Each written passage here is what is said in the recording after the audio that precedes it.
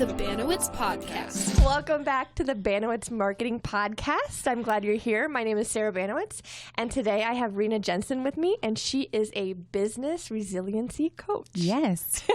Good job. How are you today? I'm fantastic. How are you? I was like, when we were off camera, I was like, I don't think I'm going to be able to say resiliency. And you did just fine. And you're like, you say it. And I'm like, no, you say it, because I push people off the cliff. I know, she does. She does. Like, I'm like, you're coaching me right now, Rina. I am. Guess how my relationships all go. Well, it's good. You made me do it, and that was good. And you did a fantastic job. We'll see if anyone in the comments makes fun of me for. I just feel like it's like coming to the resiliency. Well, that was better. See? I just need to get practice. Yeah. So that's like, in a nutshell, that's the podcast. Yeah. You make us do hard things. Yep. Mm-hmm. And we get better at it. And we're done. That was it. So do what Rina says and hire her.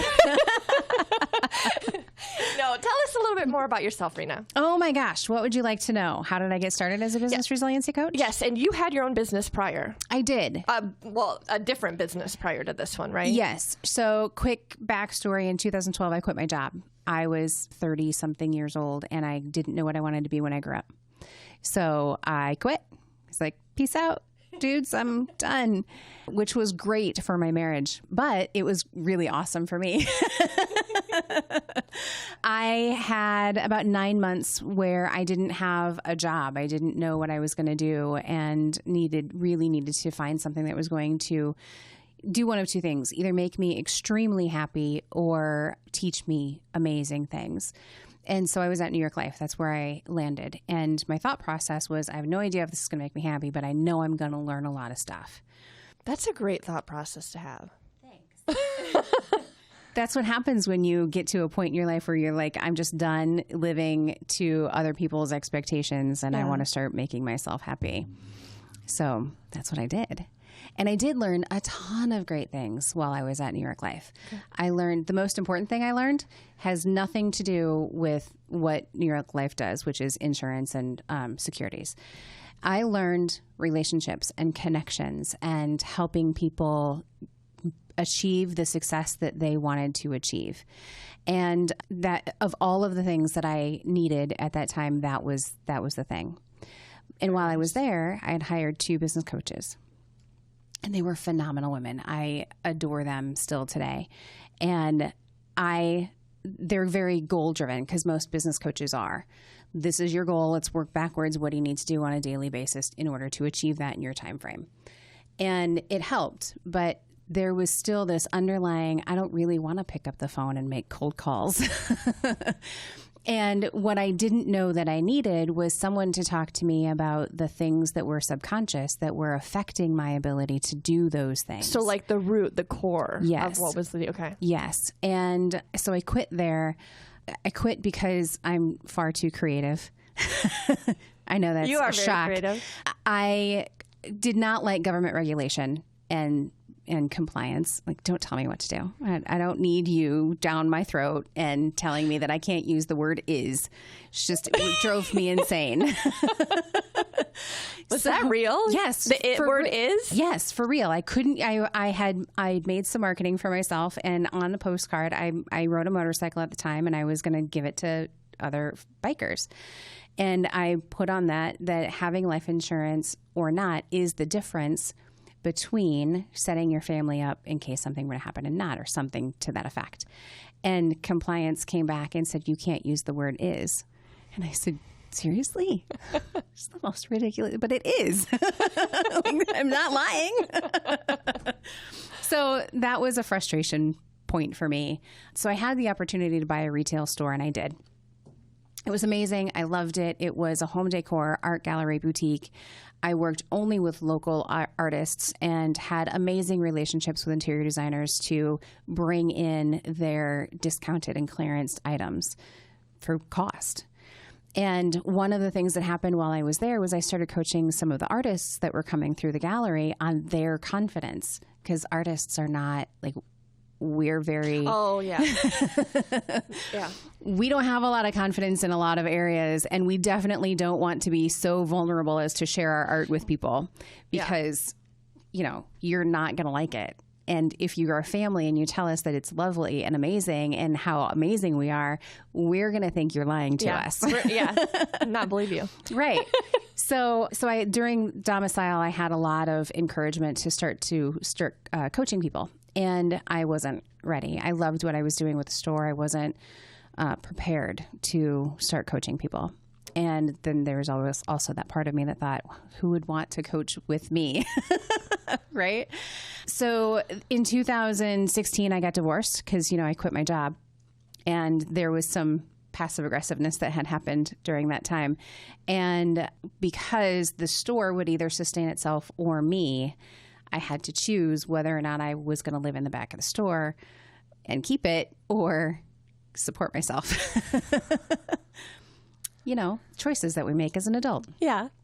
So I chose to survive and started working with a friend, and then got into coaching. And the first year I was not super focused on what it was that I needed to do or share or teach. And then about 2018, midway through, I learned about adverse childhood experiences.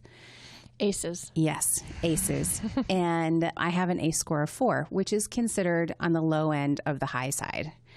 And a lot of things started making sense to me after I realized this.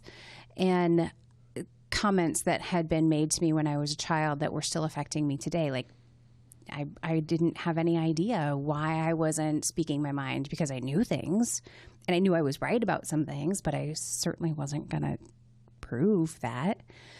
And so the resiliency aspect comes into play, because if you look at the things that make a person resilient, connection is the number one thing. Okay. The way that we think about and perceive things is in there as well. And so if we can alter the way that we think and perceive about people, places, things, events, and we have people that we can connect with and be our most genuine and vulnerable selves, then we will be far more resilient than if we didn't have those people and have the ability to do that. So that's how that happened. Wow. So what has the past year brought for you then? Oh my gosh. Yeah. The past year has been amazing. I have collaborations with local organizations here to do small group resiliency coaching. I teach a 6-week class called Focus You. I am launching a book club in December. What else am I doing? You've been speaking. I've been speaking. Yes. Yes. I also am a co-founder of Corridor Connection Network, which is a website that brings together all business events in the corridor. If you're not from the area, corridor is Cedar Rapids and Iowa City and everything in between. Yes. What else? It seems like everything is new, yet nothing is new. Mm-hmm. It's just a natural progression of life. Our mutual friend, Sarah Leisinger, mentioned on Facebook this week, she said, and I just really did resonate with me. She said, entrepreneurship is kind of like jumping off a cliff and building an airplane on the way down. Absolutely. And I'm sure that that's probably... It absolutely is. Kind of feels like too, right? Right. I mean, and then you get to a point where you jump out of the airplane that you built and build another one. Yeah. Yeah. And then again. Yes. And again. Yeah. And again. Mm-hmm. That's exactly what entrepreneurship is. That's what you're working with, where you're working with people who are doing that and helping them to be resilient to that kind of So my lifestyle. tagline, my 60-second pitch is, I help small business owners deal with the emotional and psychological side of business. Because we have to, we've been conditioned as a society to separate business and personal. And that's just ridiculous, because we can't. If one's in chaos, the other one is going to be in chaos as well. I agree. And when you're doing, so my target audience, the people who listen to this podcast, business leaders and business owners, it can be very lonely. Oh my gosh. Very lonely. Yes. I mean, the stress of keeping things running, like how you were talking about your store. It was like, is it going to support me, or is it just going to feed the store type of situation? Right. And then when you had employees and everything like that, I mean, It's hard. So yeah, I was just having that conversation with somebody the other day about how when we start freelancing, we are no longer amongst people on the daily basis. And that's part of the reason why Corridor Connection Network exists, is so freelancers can get out of the house and be among people. But if you're the boss and you have employees, you can't talk with employees about your stresses and concerns. And if you don't have that support system surrounding you, then you're going to experience far more stress and anxiety than you would otherwise. Yeah. Well, and the statistics of small businesses sustaining after 2 years and 5 years is, I mean, the failure rate is very, very high. And I wonder, personally, I know it comes down to a lot about finances, but the root behind that might be a lot of what you're talking about. Actually, I teach a class on that. How not to fail at business. Oh, perfect. Right. And I had Googled all of the reasons why, or the top 10 or whatever, the reasons businesses fail. And a lot of them are cash flow, poor management skills, poor communication, lack of participation in your sales funnel. Like you're not making cold calls, you're not making connections. And every single one of those can be tied back to a fear. And those fears are loneliness. You're alone. You are afraid to lose things, or you have lost something, that the universe is hostile. So people are going to take advantage of you, and unknown, that the future is unknown. Our ability is unknown. And so those are the four. Everything can be tied back to one of those. It makes a lot of sense. Yeah. Yeah, it really does. So I'm like, let's talk about why. What are you really doing when you are not reaching out to people? Yeah. So you teach a class on this. Where, when? Do you have one coming up? I don't have one coming up. Okay. That's kind of a whenever the mood strikes me kind of thing. I think I'm going to teach this class today or next week so I can plan. But my website has all of that information on there, and that's just rinajensen.com. Okay, perfect. Yeah. Yeah. Very cool. Yeah. So do you have any marketing questions for me? I do. Okay. Actually, this was perfect timing because one of the small group classes that I teach, we were talking about marketing and social media and all of those things. And they said, I have no idea what a hashtag is, how to use it, or why it exists. It's a pound sign. You know what's funny is like now, like the younger generation, they don't see it as a pound. Like we see it as a pound sign. Right. And they'll look at, it's a hashtag. Yeah, I know. No, it's tic-tac-toe. Oh, that too. Yes. Yes. So tic-tac-toe, you play like that. Right. You start on the side, not in the corner. Yes. So a hashtag. So there's 3 questions. What is it? Yep. So a hashtag is essentially a communication channel. Okay. So it's a way, let's say you want to think of it like a room almost. And I've never explained it like this before, so we'll see. We'll go with it. All right. Okay. Sweet. I like that. I'm thinking of like, especially with Slack. So do you know Slack, business communication? The way that Slack describes it is that when you're in an office building, you have different rooms you go to. So, I've got my office, and Jen's behind the camera right now, and she and I share an office, and then Melody and June share an office. So we've got Melody and June's office, and we've got Jen and Sarah's office. So essentially a hashtag would be hashtag Jen and Sarah is one room, one avenue of communication. So you would go into a different room to talk about that. So if someone wants to come talk with either Jen or I, they would come into our office. So you would use the same thing with a hashtag. So a hashtag Jen and Sarah would be, we want to talk to Jen and Sarah. So if you wanted to hashtag Melody and June, it would be like going into their office and talking with Melody and June. Okay. So hashtag Cedar Rapids means that you want to talk about Cedar Rapids. So all of the communication regarding Cedar Rapids, as long as you talk with the hashtag Cedar Rapids on whatever platform like Twitter or Instagram, then you're going to be able to find that communication.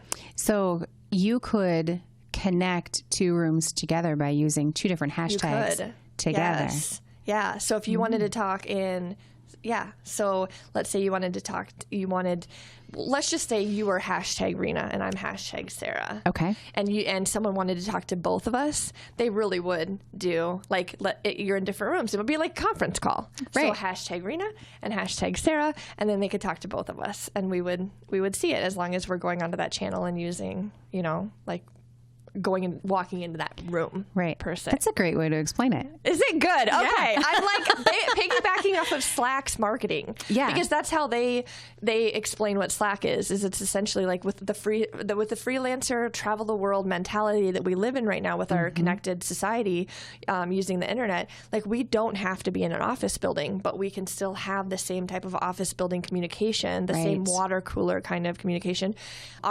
We use Slack here at Banowetz Marketing, and our water cooler is hashtag general.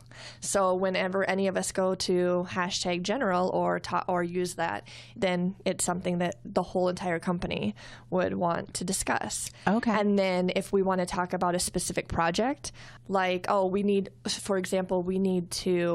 can do this micro level or macro, right? Inside a small area, which would be Slack, or macro, which would be like Twitter.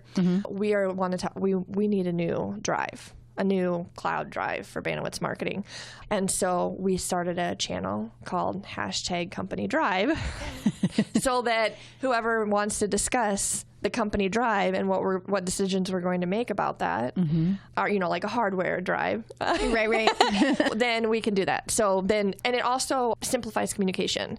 So you don't have like one giant conference room essentially with everyone just being loud. Like when we were at that networking meeting last night, it was so loud. Yes. So it helps things not be as loud.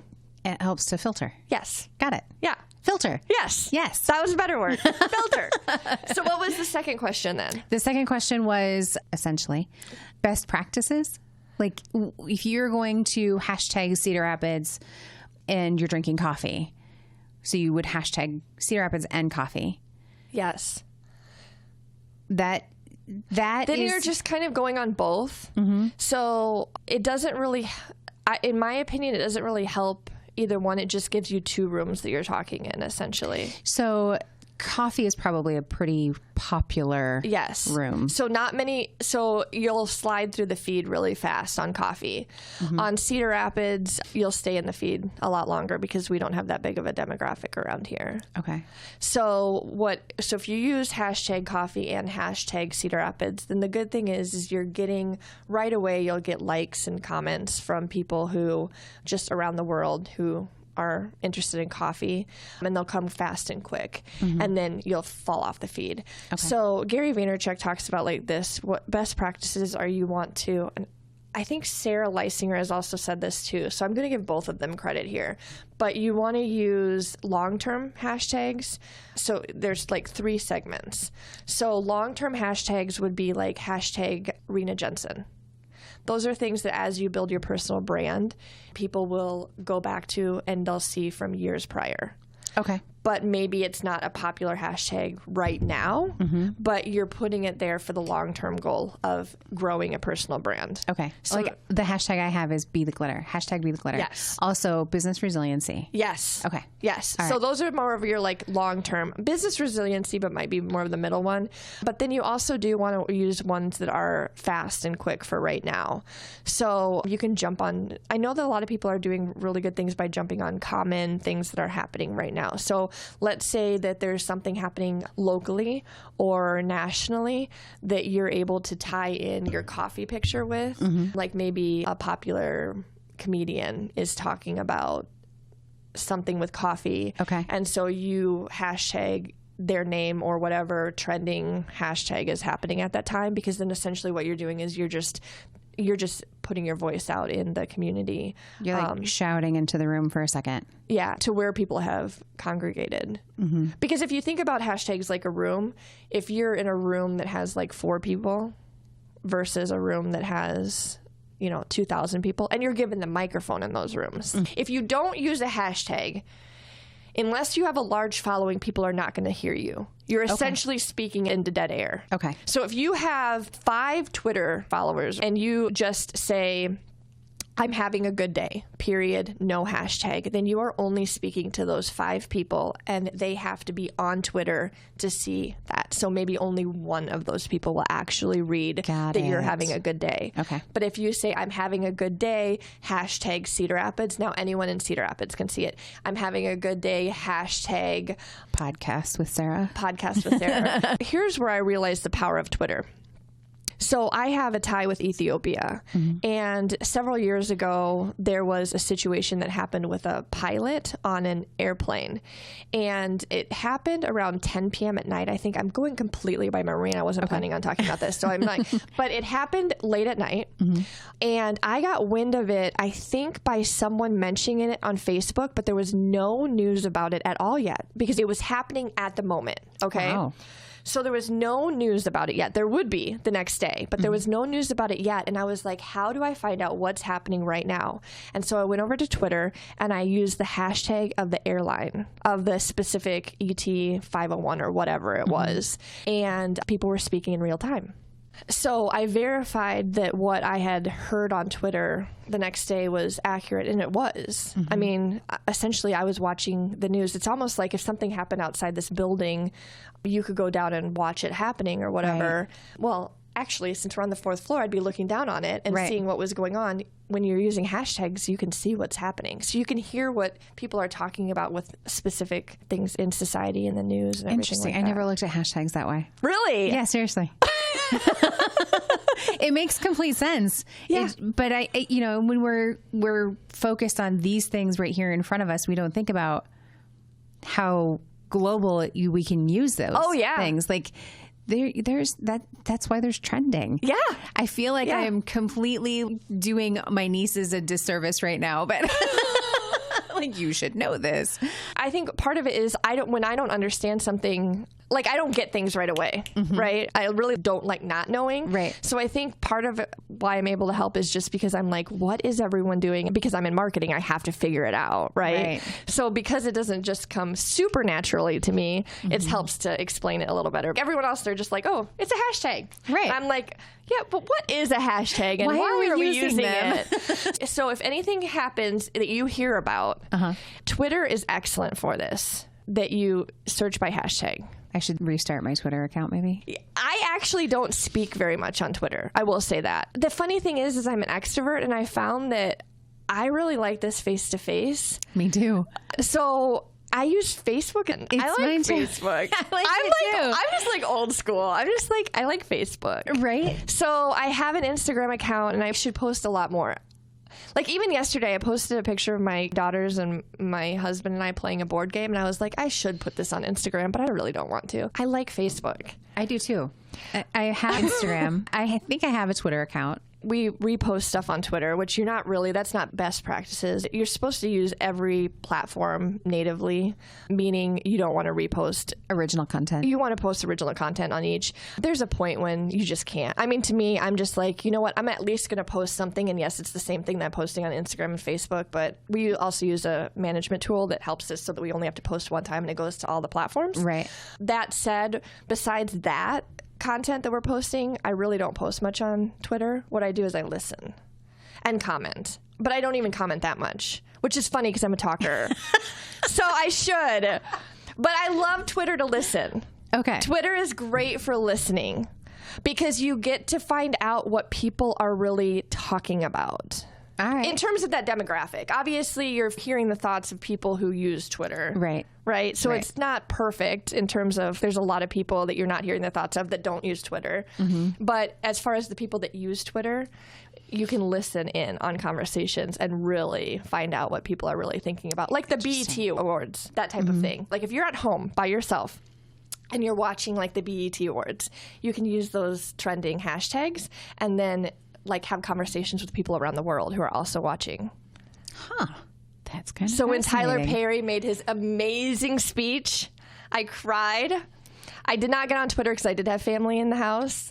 Do you know what Tyler Perry's been doing? No. It's crazy awesome. Go to his social media channels. He's doing some amazing stuff. His BET speech this year was amazing. Okay. I'll go look it up. Yeah.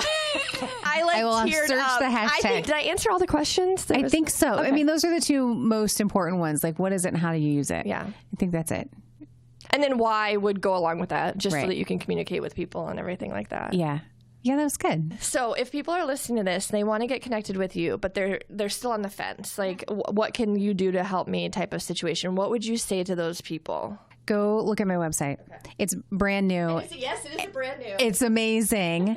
Devin Green just finished it, right? Devin Green is phenomenal. That kid, I call him a kid, but he is just amazing. So he wanted to learn some things. It's a WordPress website and he wasn't super familiar with it. So he wanted to learn how to create things, and my website was I am his glad playground. that he's using WordPress. Yeah, I'm a big fan of WordPress. So. I don't care one way or the other. It helps with SEO. So I've heard that. Yeah. So Devin did my website, and it is the most magical place, and he really captured me. Like, he created my logo. You'll be able to see it on there. Yeah. It's just, he's amazing. He's amazing. So if you need some help, like, totally reach out to him. So anyway, my website is rinajensen.com, and there is how to work with me, what resilience is about, my story that's on there. My dogs are on there. If you just want to talk to me for an hour, you can book that time. And if you want to take a resiliency assessment to see how resilient you are, then we can do that. That comes with an hour of coaching as well. It's a great place to go play. And then you can see the workshops. Very cool. Thank you for being on the podcast, Rina. Thank you for having me. Well, thank you for listening, and we're glad you tuned in. If you need any marketing help or business resiliency help, make sure to reach out to us, and we will talk to you next time. Thank you. Bye.